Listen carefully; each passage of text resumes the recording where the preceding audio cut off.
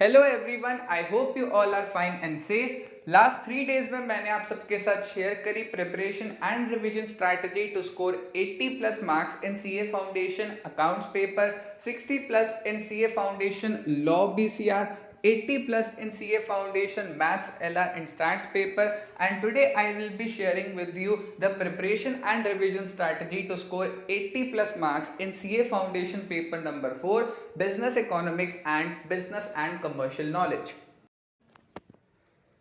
Paper number 4 of CA Foundation Economics and Business and Commercial Knowledge, it is the easiest and the most scoring paper in CA Foundation exams. एक ऐसा paper जिसमें अगर आपको 60 plus लाने हैं, 70 plus लाने हैं, इतनी मेहनत करने की ज़रूरत ही नहीं है। लेकिन कंपैरेटिवली अगर आपको 60 प्लस 70 प्लस बाकी 3 पेपर्स में लाने हैं, उसके लिए आपको मेहनत करनी पड़ेगी। लेकिन इस सब्जेक्ट में उतना स्कोर करने के लिए आपको कंपैरेटिवली बहुत कम मेहनत करनी है। एंड ये एक ऐसा पेपर है जो आई डोंट थिंक सो अब तक जितने भी सीए फाउंडेशन के अटेम्प्ट्स हुए हैं किसी एक बच्चे का भी छूटा हो। सब ऑलमोस्ट 40 मिनट से 45 मिनट्स के अंदर आराम से पेपर खत्म कर देते हैं and they just wait for the next 1 hour to 1 hour 15 minutes to get over. और जब एग्जाम खत्म होता है, OMR शीट्स इन्विजिलेटर के पास जाती हैं, उसके बाद हर एक कैंडिडेट के चेहरे पर एक अलग ही स्माइल होती है। And the reason for that smile is not only that their CA foundation exams have got over, it is also that their paper number 4 has gone really good. उनका पेपर नंबर 4 जो है वो मस्त गया है। हर बारी जब भी मैं स्टूडेंट्स के रिएक्शंस पूछता हूँ कि कैसा रहा पेपर, फर्स्ट 3 पेपर्स के अंदर एवरेज आते हैं। कुछ कहते हैं अच्छा रहा, कुछ कहते हैं एवरेज था, कुछ कहते हैं इतना अच्छा नहीं हुआ। इको बीजेके के बाद ऑलमोस्ट हर बच्चा यही कहता है पेपर तो बस गजब हुआ है, पेपर मस्त हुआ है, आराम से अच्छा स्कोर आ ही जाएगा। प्रिपरेशन स्ट्रैटेजी की बात करूं तो इस पूरे पेपर के लिए आपको सिर्फ 4 स्टेप्स फॉलो करनी है जब भी आप इसकी प्रिपरेशन कर रहे हैं या फिर रिवीजन कर रहे हैं। First thing is that to read the ICAI module thoroughly. ICAI की मॉड्यूल के अंदर सारे चैप्टर्स जो हैं, एक एक चैप्टर की एक एक लाइन आपको थरली पढ़नी है। ऐसा नहीं है कि हाँ ये टॉपिक मेरे को आता है, क्लास 12 में इको में पढ़ रखा है, क्लास 11 में इको में पढ़ रखा है, आता है मेरे को, मैं नहीं पढ़ रहा। एक एक लाइन अच्छे से पढ़नी है। And second thing is that use highlighter to mark important lines. पहली बारी आपको एक एक लाइन अच्छे से पढ़नी है, उसके बाद जैसे ही आपने लाइंस पढ़ी उसके बाद आपको लगा यार ये लाइन ना थोड़ी सी इंपॉर्टेंट है, इससे क्वेश्चन कोई ड्राफ्ट हो सकता है, उस लाइन को मार्क कर लो। ऐसे हर चैप्टर के अंदर कुछ इंपॉर्टेंट लाइंस आप मार्क करके रखोगे। इसके बाद third step is to do exercise questions. ICAI की मॉड्यूल की एक्सरसाइज जो है ऑलमोस्ट 50 to 55 क्वेश्चंस डायरेक्ट या फिर सिमिलर आते हैं उसके जैसे। बट ICAI यहाँ पर एक छोटी सी चालाकी जरूर करता है एंड वो ये है दैट वो ऑप्शंस को जंबल कर देते हैं। बिकॉज काफ़ी टाइम ऐसा भी होता है दैट सिंस स्टूडेंट्स को पता है कि एक्सरसाइज वाले क्वेश्चंस ही आने वाले हैं, कुछ स्टूडेंट्स ऑप्शन ही रट्टा मार लेते हैं। 44 वाला आया तो उसका A पार्ट है आंसर, 46 आया तो C पार्ट है।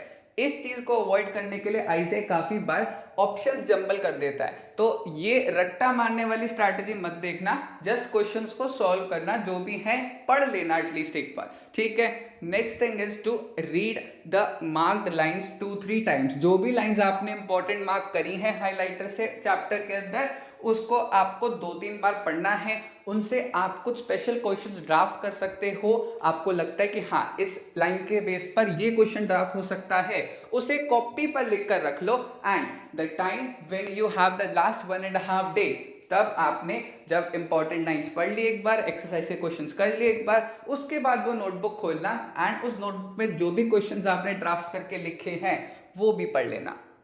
It is literally not tough to score 60 plus marks in CA Foundation paper number 4।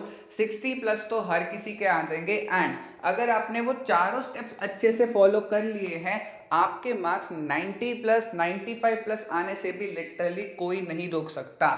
The point is that आपने अगर थरो रीडिंग कर रखी है, इंपॉर्टेंट पॉइंट्स आपने जो मार्क कर रखे हैं उससे अगर आपने क्वेश्चंस ड्राफ्ट कर लिए, सिर्फ ये थोड़ी सी मेहनत डिमांड करता है सब्जेक्ट कि आप अगर वो इंपॉर्टेंट लाइंस से भी क्वेश्चंस ड्राफ्ट कर लेते हैं, 80 प्लस 85 प्लस 90 प्लस काफी आराम से आप स्कोर कर सकते हैं। आपके लिए बस एक बाएं हाथ का खेल होगा अगर आपने सिर्फ इतनी सी मेहनत कर ली तो।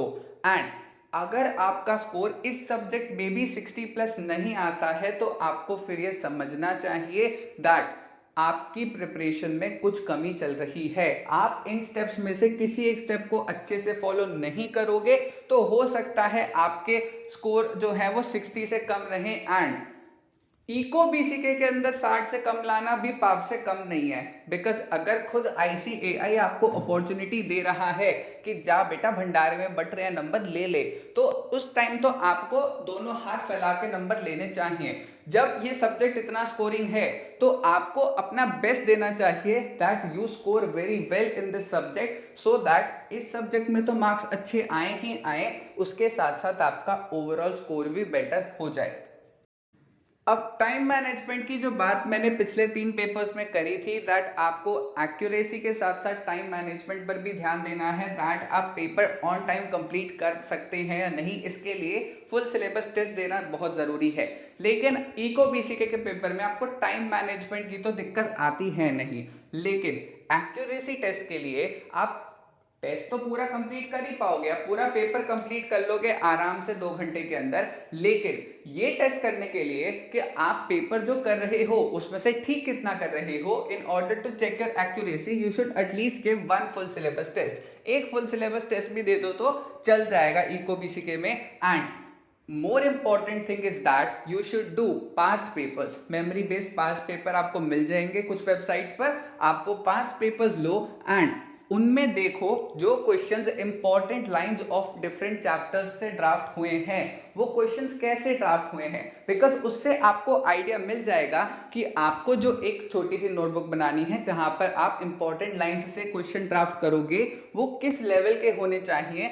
बिकॉज आईसीआई किस लेवल के क्वेश्चन ड्राफ्ट करता है वो आप ऑलरेडी देख लोगे in the memory based past papers, तो ये आपकी जरूर हेल्प करेंगे। And this would surely be a reason for you to fetch more marks than what you would have scored earlier। तो इसीलिए ये बहुत इंपॉर्टेंट चीज है जो आपको करनी है, पास्ट पेपर्स करने हैं एंड उनमें देखना है कि वो क्वेश्चंस जो कि चैप्टर के इन बिटवीन इंपॉर्टेंट लाइन से ड्राफ्ट हुए हैं आईसीआई ने कैसे ड्राफ्ट करे हैं, एंड फिर वैसे क्वेश्चंस ही खुद ड्राफ्ट करने हैं एक्सपेक्टिंग दैट शायद आईसीआई भी ऐसे क्वेश्चंस ही बनाए। So this was all for today. Thanks for watching the video. Take care of yourselves. Thank you very much.